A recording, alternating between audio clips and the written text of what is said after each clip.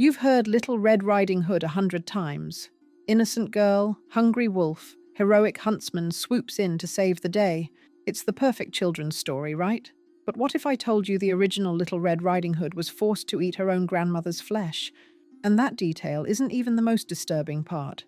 Today, we're uncovering the brutal truth behind this bedtime story, how a tale of female survival was deliberately rewritten into a weapon of social control, and why the version you know was crafted to hide something far more sinister than any wolf.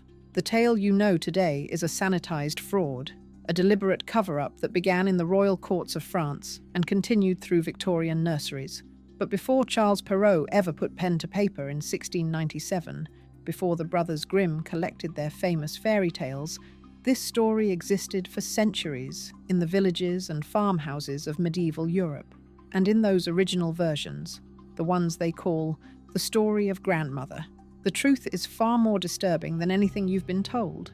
Picture a peasant girl, no older than 12 or 13, walking through the forest to visit her grandmother. She's just a village girl, clever and self-reliant, because in medieval peasant society, you had to be. In a world where famine could strike at any moment, where disease wiped out entire villages, where there was no law enforcement to protect the common folk, cunning wasn't just a virtue, it was your primary survival tool. These weren't pampered children listening to bedtime stories.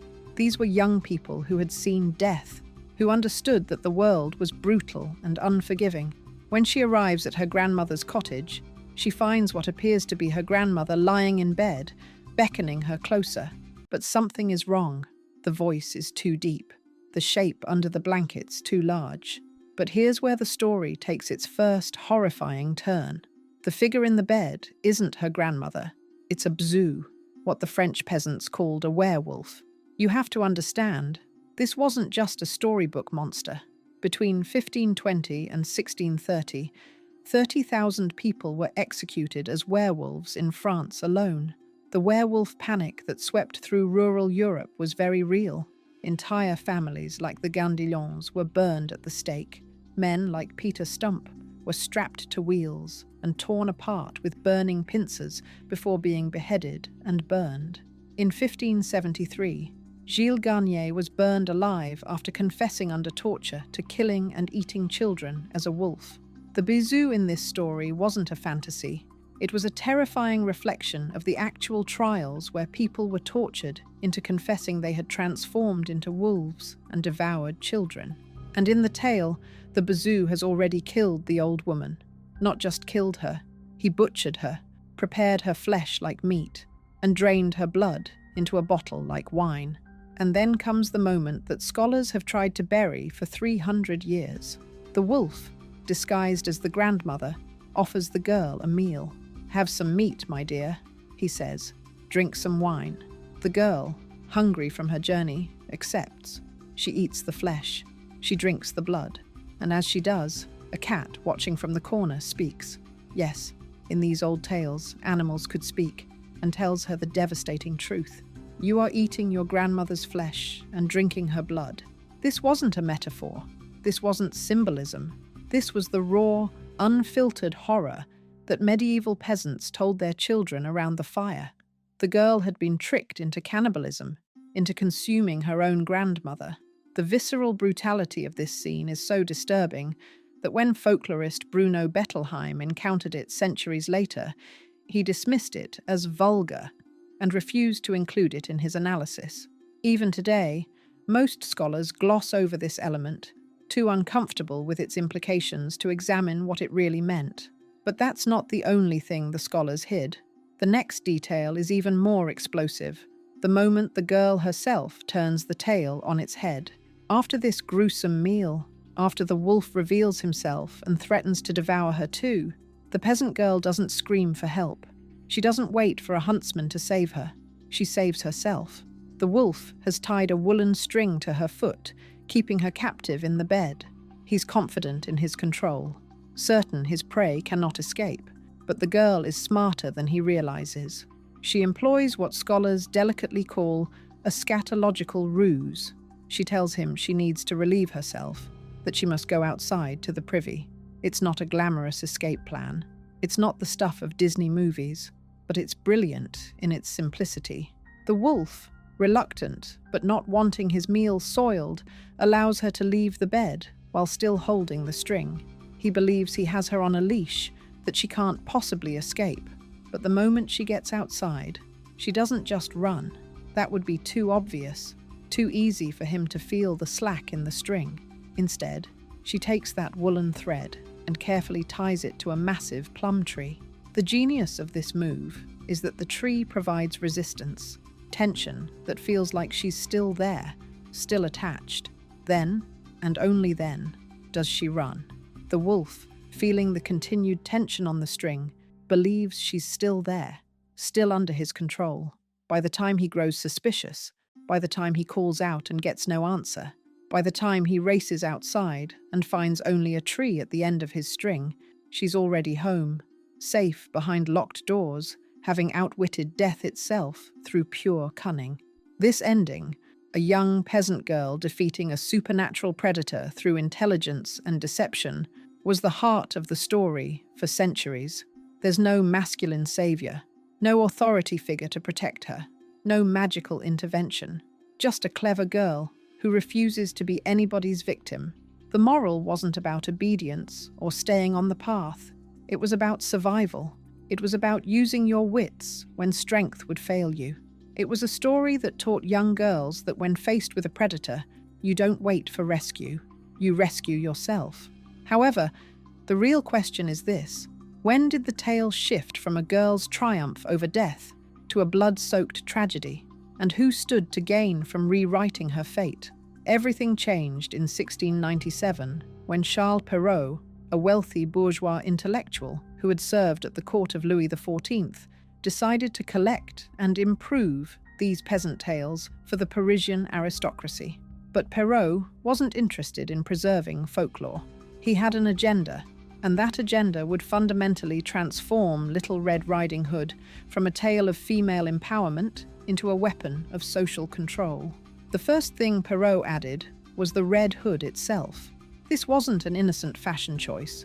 The color red in 17th century France carried specific, loaded meanings: sin, sensuality, sexual maturity, even the devil himself. In the language of symbols that the aristocracy understood perfectly, red meant danger, meant sexuality, meant a girl who had crossed the threshold from innocence to knowledge.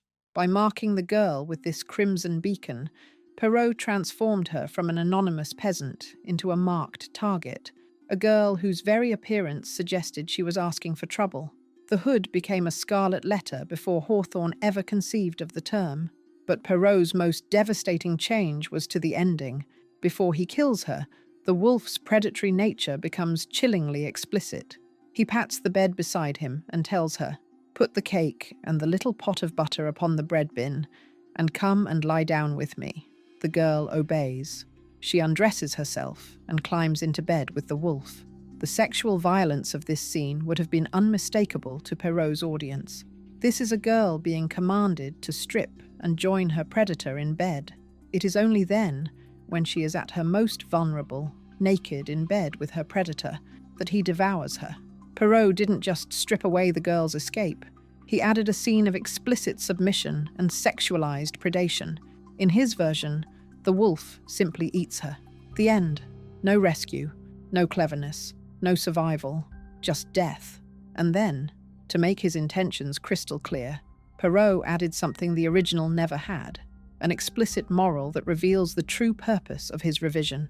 "Children," he wrote, "especially attractive, well-bred young ladies, should never talk to strangers, for if they should do so, they may well provide dinner for a wolf."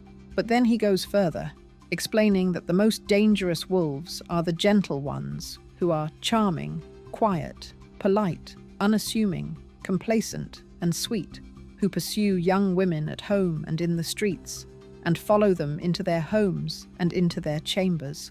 Perrault was writing at a time when women were beginning to gain access to education, when the rigid social structures of the aristocracy were showing cracks.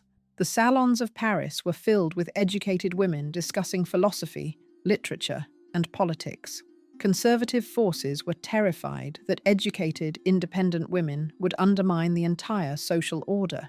There was even a French expression, Elle a vu le loup, literally, she has seen the wolf, that everyone understood meant a girl had lost her virginity.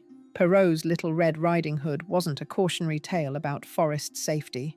It was a threatening parable about female sexuality, designed to terrorize young women into submission. The message was brutally clear. If you stray from the path of proper behavior, if you engage with men outside the approved social structures, if you allow yourself to be educated or independent, you will be devoured, and it will be your own fault. No one will save you, because you don't deserve to be saved. The removal of the heroine's agency was deliberate, calculated, and cruel.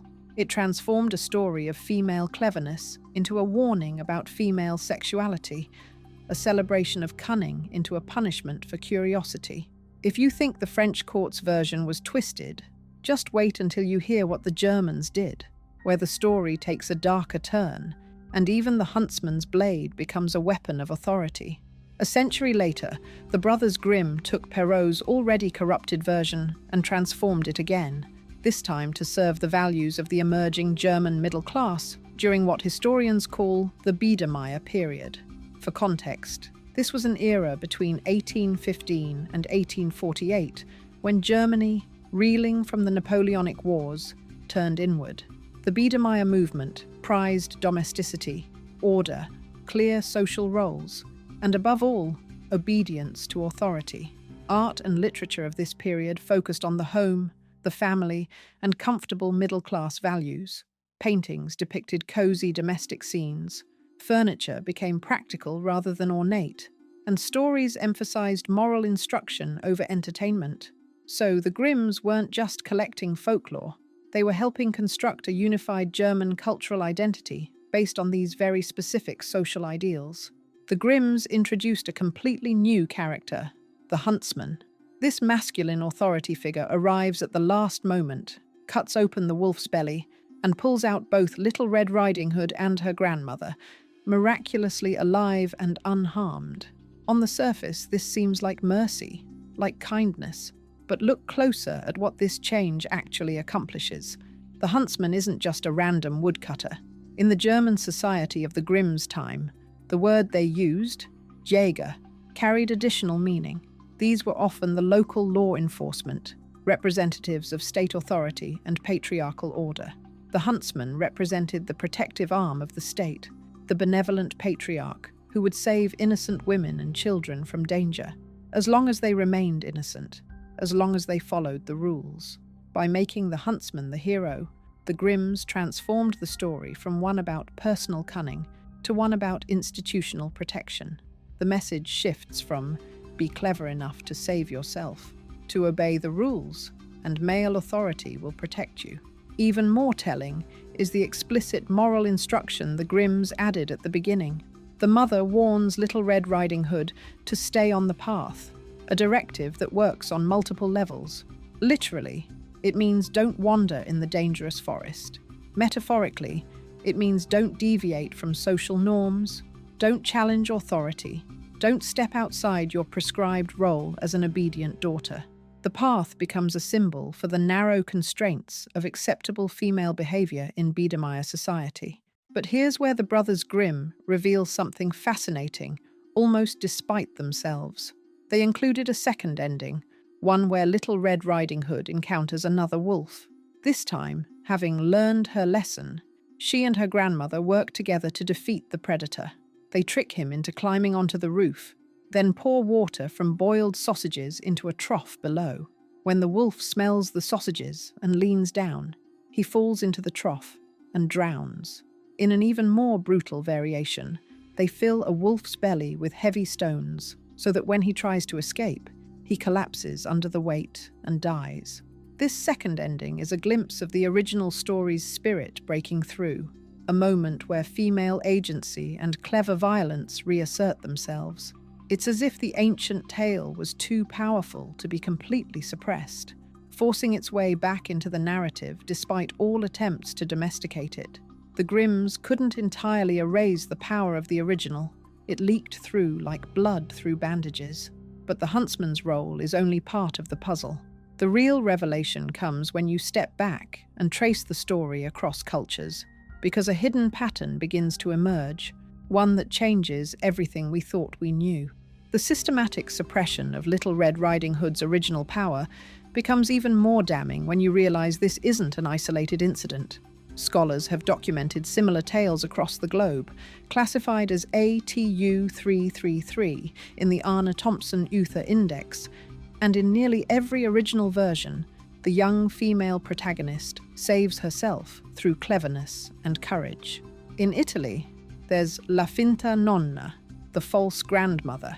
Just like the French peasant version, it includes the cannibalistic feast, the horrifying revelation, and most importantly, the girl's clever escape.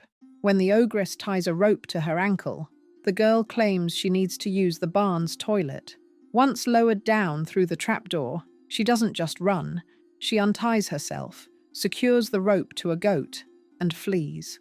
The ogress, still feeling the tension on the rope, believes she has the girl trapped. By the time she pulls up the rope and finds only a goat, the girl is long gone. The Italian girl shows the same cunning, the same refusal to be a victim, the same triumph of wit over force. Travel to Taiwan, and you'll find Aunt Tiger, where a tiger spirit disguises itself as an elderly relative to prey upon two children left home alone. The tiger devours the younger sibling in the darkness. The older sister, hearing the chewing sounds, realizes the horrifying truth. She doesn't cry. She doesn't panic. She tells the tiger she needs to use the toilet, escapes outside, climbs a tree, and then, in an act of brutal justice, she convinces the tiger to open its mouth for what she calls a magical fruit. She pours boiling oil down its throat, killing it instantly. This isn't just escape, it's revenge. Even in Germany, before the Grimms got their hands on it, there's The Wolf and the Seven Kids, where young goats outsmart and ultimately kill the wolf who has eaten their siblings. The pattern repeats across continents. Young victims, usually female, use intelligence and deception to defeat predators who are physically stronger than them. These aren't coincidences. These are evidence of a universal story pattern, one where young women faced with predatory violence don't wait for rescue, but engineer their own survival. The fact that this element appears consistently across cultures that had no contact with each other reveals something profound. The original story, the true story, was always about female agency and intelligence triumphing over male predation. At first glance, these scattered variations seem like harmless cultural quirks, but their true significance lies in a surprising connection to modern movements, links that explain why this story keeps coming back, century after century. Today, something remarkable is happening. After 3 centuries of suppression, the true Little Red Riding Hood is clawing her way back from the grave where Perrault and the Grimms tried to bury her. Authors, filmmakers, and artists are excavating the buried truth, and what they're finding is transforming the story's meaning. Angela Carter's 1979, The Company of Wolves, was the opening salvo. Carter didn't just retell the tale, she performed a literary exorcism, driving out the patriarchal demons that possessed it. Her Red Riding Hood doesn't cower. She laughs, takes control, burns the red cloak Perrault forced on her, and emerges as a woman who owns her sexuality, her power, and her story.